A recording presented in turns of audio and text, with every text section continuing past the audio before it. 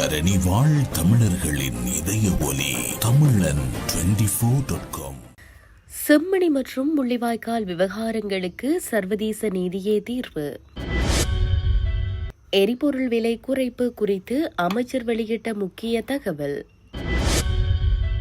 Easter தாக்குதலின் உண்மை சூத்திரதாரிகள் கண்டறியப்பட வேண்டும். சுரேஷ் பிரேமச்சந்திரன். வடக்கு மாகாணத்தில் 70.1% உயர்தரத்துக்கு தகுதி. அம்பாறை மருத்துவர் மரணம். தேடப்பட்டு வரும் நபர் மீது பல மோசடி புகார்கள். போலீஸ் விசாரணையில் தகவல்.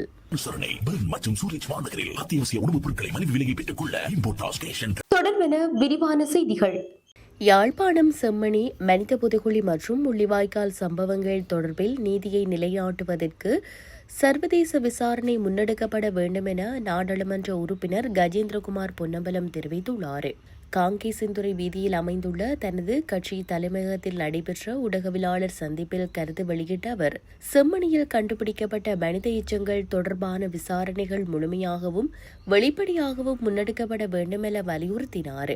தற்போது செம்மணி மனித புதைகுழியில் இருந்து 380க்கும் மேற்பட்ட மனித எலும்புக்கூடுகள் மீட்கப்பட்டுள்ளதாக குறிப்பிட்ட அவர், இந்த விவகாரம் உலகளாவிய கவனத்தை ஈர்த்துள்ளதாக தெரிவித்தார். மேலும் செம்மணி அகழாய்வு பணிகள் தொடர்ச்சியாக முன்னெடுக்கப்பட்டு உண்மைகள் வெளிக்கொணரப்பட வேண்டும் என்பதுடன் அவை எந்தவித தடைகளுமின்றி நடைபெற வேண்டுமென்ற எதிர்பார்ப்பு உள்ளதாகவும் அவர் கூறினார்.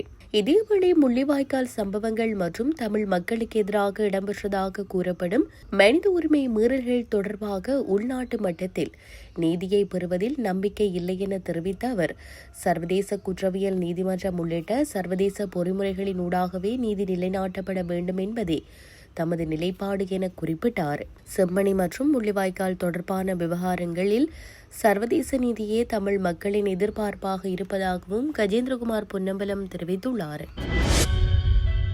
உலகளாவிய எரிபொருள் விலைகள் தற்போது குறைந்த மட்டத்தில் தொடருமானால் அதன் நன்மைகளை ஆகஸ்ட் அல்லது செப்டம்பர் மாதங்களுக்குள் பொதுமக்களுக்கு வழங்க முடியும் என போக்குவரத்து நெடுஞ்சாலைகள் மற்றும் நகர அபிவிருத்தி அமைச்சர் பிமல் ரத்நாயக்க தெரிவித்துள்ளார். எரிபொருள் விற்பனை மூலம் லாபம் ஈட்டுவது அரசாங்கத்தின் நோக்கமல்ல என்றும் அவர் வலியுறுத்தினார். தற்போதைய எரிபொருள் விலை நிலவரம் குறித்து கருத்து வெளியிட்ட அமைச்சர், பொதுமக்களின் நலனை கருத்தில் கொண்டு 1 லிட்டர் டீசலுக்கு சுமார் 100 ரூபாவாகவும் 1 லிட்டர் பெட்ரோலுக்கு சுமார் 20 ரூபாவும் மானியமாக அரசாங்கம் வழங்கி வருவதாக குறிப்பிட்டார். மேலும் எரிபொருள் கொள்முதல் என்பது சாதாரண சந்தையில் பொருட்களை வாங்குவதை போன்ற உடனடி நடவடிக்கை அல்ல என சுட்டிக்காட்டிய அவர், அதற்கென நிர்ணயிக்கப்பட்ட டெண்டர் நடைமுறைகள் மற்றும் ஒப்பந்த விலைகளின் அடிப்படையிலேயே எரிபொருள் இறக்குமதி மேற்கொள்ளப்படுவதாக தெரிவித்தார். எனவே உலக சந்தையில் ஏற்படும் விலை மாற்றங்களின் பயன் உடனடியாக உள்நாட்டு சந்தையில் பிரதிபலிக்காது என்றும் தேவையான நடைமுறைகள் நிறைவடைந்த பின்னரே பொதுமக்களுக்கு அதன் நன்மைகளை வழங்க முடியும் என்றும் அமைச்சர் பிமல் ரத்நாயக்க தெரிவித்துள்ளார். ஈஸ்டர் ஞாயிறு குண்டு தாக்குதல் தொடர்பான விசாரணைகள் மேலும் தீவிரப்படுத்தப்பட்டு அதன் பின்னணியில் இருந்து அனைத்து தரப்பினரும் சட்டத்தின் முன் கொண்டுவரப்பட வேண்டும் என ஈழ மக்கள் புரட்சிகர விடுதலை முன்னணியின் தலைவர் சுரேஷ் பிரேமச்சந்திரன் தெரிவித்துள்ளார். நேற்றைய தினம் நடைபெற்ற ஊடக சந்திப்பில் கலந்து கொண்டு கருத்து தெரிவிக்கும் போதே அவர் இவ்வாறு குறிப்பிட்டுள்ளார்.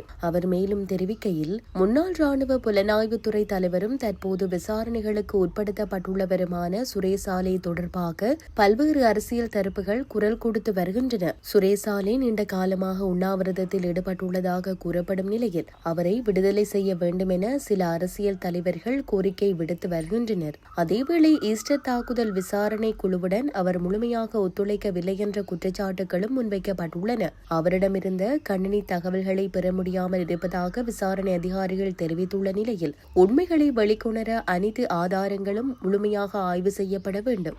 மேலும் கடந்த காலங்களில் பயங்கரவாத தடை சட்டத்தின் கீழ் பல தமிழிளைஞர்கள் கைது செய்யப்பட்டு நீண்ட காலம் சிறையில் வைக்கப்பட்ட சம்பவங்களிலும் புலனாய்வுத்துறையின் பங்கு காணப்படுகிறது.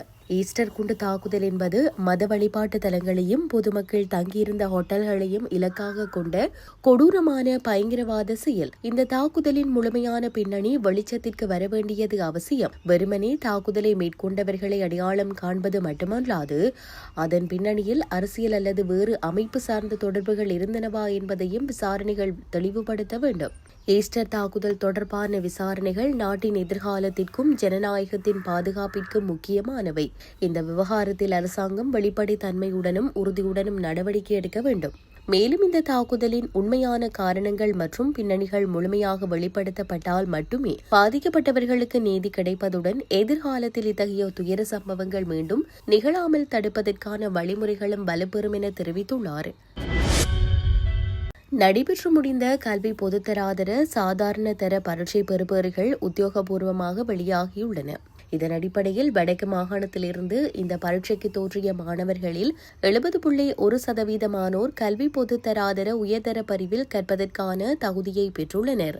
இம்முறை வெளியான பெறுபேறுகளின்படி வடக்கு மாகாணத்தில் 566 மாணவர்கள் 9 பாடங்களிலும் சித்திகளை பெற்றுள்ளனர். அத்துடன் அகில இலங்கை ரீதியான மாகாண மட்ட அடைவு நிலைகளின் அடிப்படையில் இம்முறை வடக்கு மாகாணம் தேசிய மட்டத்தில் 8ஆம் இடத்தை பெற்று முன்னேற்றம் கண்டுள்ளது. கடந்த 2024ஆம் ஆண்டு நடைபெற்ற காபோதா சாதாரண தர பரீட்சை பெறுபேறுகளின் அடிப்படையில் வடக்கு மாகாணம் 69.87% தேர்ச்சியுடன் தேசிய மட்டத்தில் 9ஆம் இடத்தை பெற்றிருந்தது. கடந்த ஆண்டு தரவுகளுடன் ஒப்பிடுகையில் இம்முறை மாணவர்களின் உயர்தரத்திற்கான தேர்ச்சி வீதத்திலும் தேசிய மட்ட தரவரிசையிலும் வடக்கு மாகாணம் குறிப்பிடத்தக்க வளர்ச்சியை பதிவு செய்துள்ளது. இப்பரீட்சைக்கு தோற்றிய மாணவர்களில் 627 பேர் அனைத்து பாடங்களிலும் சித்தியடைய தவறியுள்ளனர். கண்டி தெல்தெனிய பகுதியில் காரில் சடலமாக கண்டெடுக்கப்பட்ட அம்பாரியை சேர்ந்த பெண் மருத்துவரின் மரணம் தொடர்பில் தேடப்பட்டு வரும் நபர் மீது நாடு முழுவதும் பல்வேறு மோசடி புகார்கள் உள்ளதாக போலீஸ் விசாரணைகளில் தெரியவந்துள்ளது. போலீசாரின் தகவலின்படி குறித்த நபர் திருமணமாகி 3 பிள்ளைகளை கொண்டவர் எனவும் பல இளம் பெண்களை திருமணம் செய்வதாக வாக்குறுதி அளித்து பணம் பெற்றதாகவும் தெரிவிக்கப்படுகிறது. மேலும் குறித்த நபருக்கு எதிராக குற்றப்புலனாய்வுத்துறை உள்ளிட்ட பல காவல் நிலையங்களில் முறைப்பாடுகள் பதிவு செய்யப்பட்டுள்ளதாக போலீசார் தெரிவித்துள்ளனர். விசாரணைகளின் போது சந்தேக நபர் உயிரிழந்த பெண் மருத்துவரை கனடாவிற்கு அனுப்புவதாகவும் திருமணம் செய்வதாகவும் கூறி அவரிடமிருந்து 1.5 கோடி ரூபாய்க்கும் அதிகமான பணத்தை பெற்றுள்ளதாக தகவல் வெளியாகியுள்ளன. ஷியாமா என்ற 33 வயதுடைய பிசியோதெரபிஸ்ட் குறித்த நபரை சுமார் 8 மாதங்களாக அறிந்திருந்ததாகவும் அவர் தன்னை மென்பொருள் பொறியியலாளர் என அறிமுகப்படுத்திக் கொண்டு திருமண வாக்குறுதி வழங்கியதாகவும் விசாரணைகளில் தெரியவந்துள்ளது. கனடாவிற்கு குடிபெயர்வதற்கான ஏற்பாடுகள் செய்வதாக கூறி அவர் அப்போது பணம் பெற்றுள்ளதாகவும் இதற்காக குறித்த பெண் வங்கிகள் மற்றும் நண்பர்களிடம் கடன் பெற்றுள்ளதாகவும் தெரிவிக்கப்பட்டுள்ளது. பின்னர் கனடா செல்லும் திட்டம் நிறைவேறாத நிலையில் பெண் மருத்துவர் கடும் மன அழுத்தத்திற்கு உள்ளாகியிருந்ததாகவும் கடன்களை திருப்பி செலுத்த முடியாத நிலை ஏற்பட்டதாகவும் போலீசார் தெரிவித்துள்ளனர். சம்பவம் தொடர்பில் சந்தேக நபர் தலைமறைவாகியுள்ள நிலையில் அவரை கைது செய்வதற்காக 3 போலீஸ் குழுக்கள் விசாரணைகளை முன்னெடுத்து வருகின்றன. மேலும் சந்தேக நபர் நாட்டை விட்டு வெளியேறுவதை தடுக்கும் வகையில் நீதிமன்றத்தினூடாக பயண தடையும் பெற்றுள்ளதாக போலீசார் தெரிவித்துள்ளனர். குறித்த பெண்ணின் மரணத்திற்கான சரியான காரணம் தொடர்பில் மேலதிக விசாரணைகள் இடம்பெற்று வரும் நிலையில் நுவரெலியா சிரேஷ்ட போலீஸ் அதிகாரிகளின் ஆலோசனையின் கீழ் தேடுதல் நடவடிக்கைகள் முன்னெடுக்கப்பட்டு வருகின்றன.